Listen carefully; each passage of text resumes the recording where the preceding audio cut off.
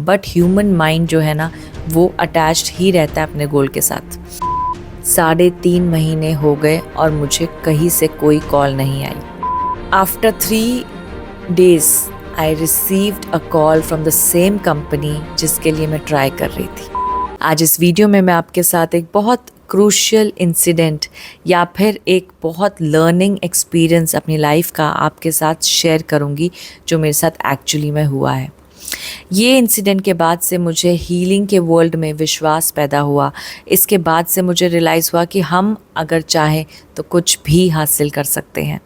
इससे पहले मैं बहुत कंफ्यूज थी कि लाइफ में भगवान होते भी हैं या नहीं, और हमें कैसे कुछ हासिल करना है। हमें कुछ भी नहीं पता है, सब कुछ ऊपर वाले की ही मेहरबानी है या फिर हमारी किस्मत पे ही जो लिखा है वही होता है। बट इस इंसिडेंट के बाद मुझे ये रियलाइज़ हुआ कि अगर मैं चाहूँ तो मैं कुछ भी अचीव कर सकती हूँ। ये एक टर्निंग पॉइंट था। तो कोविड के 1-1.5 साल बाद जब हम लोग सब थोड़ा सा शांत हो गए थे, थोड़ा सा पॉजिटिव होना शुरू हुए थे, तो मैंने भी अपनी लाइफ में ये सोचा कि मैं जॉब करूँगी।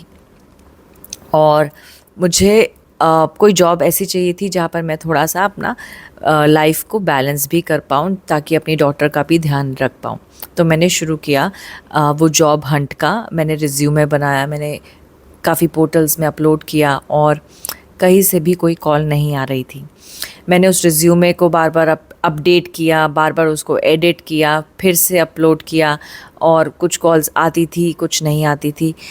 तो उस टाइम पर मैंने ये सोचा कि मैं अब कुछ ऐसा ढूंढती हूँ जिससे मैं कोई ऐसी पूजा शुरू करती हूँ या फिर कुछ ऐसा करती हूँ जिससे मुझे एटलीस्ट कुछ तो कॉल आए। जो मेरी लाइफ में एक ब्लॉक है उसको इरेडिकेट करती हूँ। अब तक मुझे ये पता था कि कोई चीज़ पाने के लिए हम शिद्दत से अगर काम करें तो कायनात को पलट सकते हैं। तो बस उसकी रिसर्च करने लग गई और यूट्यूब पर बहुत सारी वीडियोस देखती थी।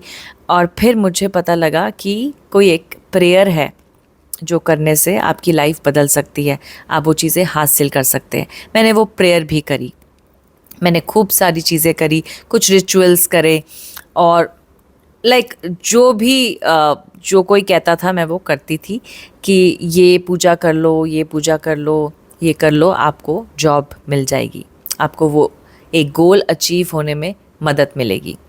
तो मैं चीज़ें करने लगी। फिर विजुअलाइजेशन के बारे में पता लगा, वो किया। स्क्रिप्टिंग के बारे में पता लगा, जर्नलिंग का पता लगा। काफ़ी टाइम हो गया ना, 4-5 साल हो गए, तब ये सब चीज़ें नई नई थी और मैंने ये करनी शुरू कर दी। अब मुझे ये रियलाइज़ हुआ कि मैं कुछ ज़्यादा ही स्ट्रेस ले रही हूँ। ये चीज़ें मैं कर रही थी। किसी वीडियो में मैंने देखा था 21 दिन तक आपको करना है, मैंने 21 डेज़ तक किया। किसी वीडियो में लिखा था 43 डेज़ तक आपने ये चीज़ें करनी है, मैंने 43 डेज़ करी। किसी में लिखा था, किसी में बोल रहे थे कि आपको बिल्कुल भी अटैचमेंट नहीं चाहिए रिज़ल्ट के साथ, मैंने वो भी कोशिश करी। बट ह्यूमन माइंड जो है ना वो अटैच्ड ही रहता है अपने गोल के साथ।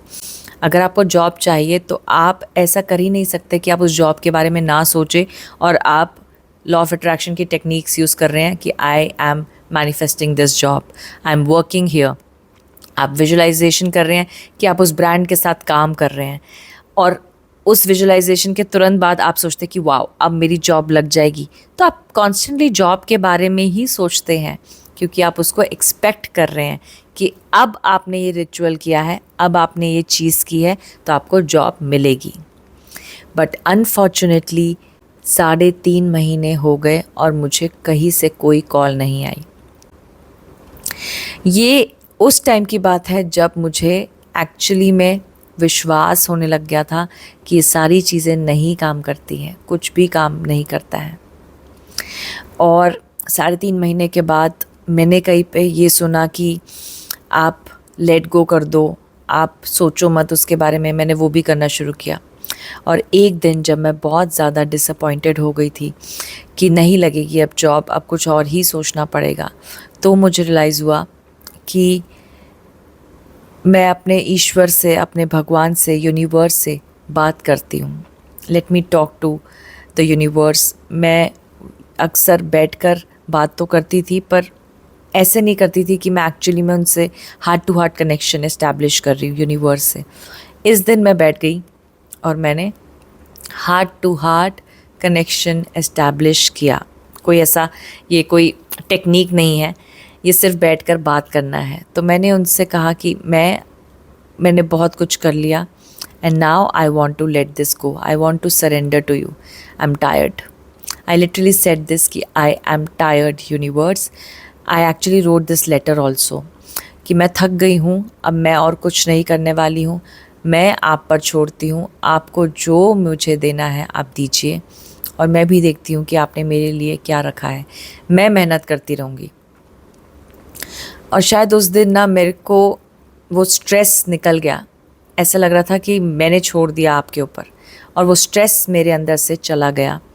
तो थोड़ा सा लाइट फील हुआ था। नेक्स्ट डे भी मैंने अपना वो किया, विजुअलाइजेशन, जर्नलिंग, ये सब जितना भी पता था उस टाइम पर कर पूजा कर मैंने उस चीज़ को फिर से वहीं पे समाप्त किया, ये बोलकर कि आप पे छोड़ दिया, आप जो आपको करना आप करो। और फिर मैं अपने काम में लग गई। अब after 3 days I received a call from the same company जिसके लिए मैं ट्राई कर रही थी।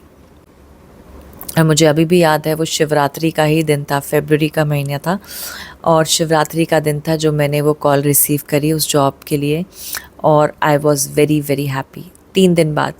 और फिर मुझे इस चीज़ पर विश्वास हुआ कि आप जितना स्ट्रेस लेकर चीज़ों के लिए काम करते हो, यानी कि मैनिफेस्टेशन के लिए जितना भी आप अटैच रहोगे अपने गोल के साथ, आप उतना ही उस गोल को अपने से दूर कर रहे हो। इस मोमेंट में मैंने चीज़ों को लाइटली लेना सीखा। मैं काम करती थी और फिर लेट गो करती थी। यूनिवर्स से खुद ही बोल देती थी कि अब मैंने ये कर दिया, आपकी मर्ज़ी, आप मुझे दे रहे हो या नहीं दे रहे हो, depends on you. If it is meant for my highest good, you will definitely give it to me. और मैं बहुत लाइट फील करती थी ये हर रोज़ करके। ये मेरी हैबिट बना दी इस एक लाइन ने ना, कि अगर मेरे लिए ये बना है तो मुझे मिलेगा।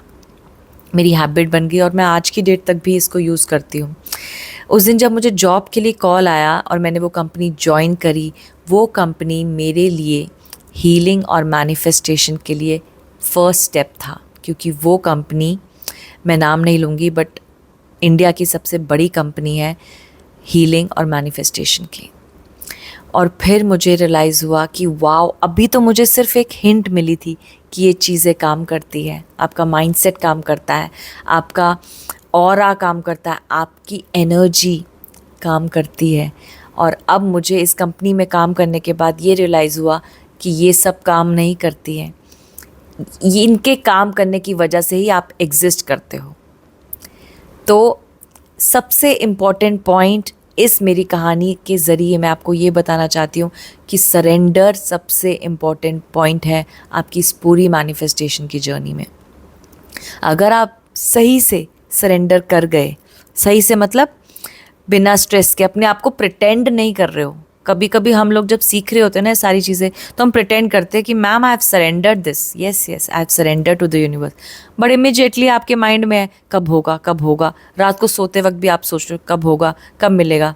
वो प्रिटेंशन है, that is a lie that you are saying to yourself कि आपने सरेंडर कर दिया। आपको अपने दिल से सरेंडर करना है कि आप एक्चुअली में ट्रस्ट करते हैं उस कायनात पर, उस एनर्जी में जिसने हम सबको बनाया है, जो सबसे पहले इस यूनिवर्स में एनर्जेटिक फॉर्म में आई। वो पावर को सरेंडर करना है जिसकी वजह से हम सब लोग जीवित हैं, ये दुनिया काम कर रही है, ये अर्थ, प्लैनेट अर्थ घूम रहा है, वो पावर। तो सरेंडर करने की वो एक जो स्किल है ना, अगर आपको आ गई तो आप हर रोज़ उस लाइफस्टाइल में अपने आप को अडेप्ट कर लेंगे। तो थैंक यू सो मच देखने के लिए ये वीडियो, और मेरे चैनल को ज़रूर सब्सक्राइब कीजिए, बिकॉज़ आपका ये सपोर्ट मुझे मोटिवेट करेगा और बहुत लोगों तक इस वीडियो को पहुंचाएगा जिनको हमारी ज़रूरत है। Thank you.